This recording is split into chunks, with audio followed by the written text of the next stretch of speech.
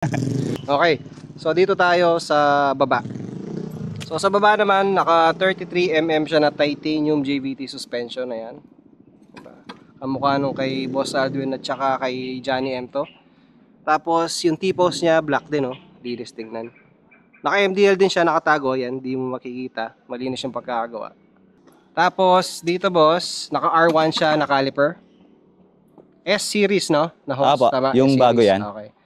Tapos JVT, ano ba to? Kamui. Kamui na bracket. Kamui na bracket na pang 267 disc. 267. So, pwede pa siyang maglaki ng disc kung ano niya. Kasi alam ko, ilan ba to? 267. 267 na to. Na 7 speed po. 7 speed. Ayan. 7 speed yung ano niya, rotor disc.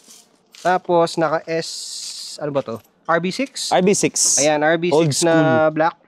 Tapos, naka ano na siya, tire valve na itim din pang RCB. Ayan. Halos straight RCB dito eh. Wala pa yata nilabas yung RCB na 33mm, no? Na nanukoy. Na tawag dito, suspension sa harap. Wala. Wala, no? Not sure pa, ala pa yata. Parang wala, parang mas maliit sila eh. Kaya yun.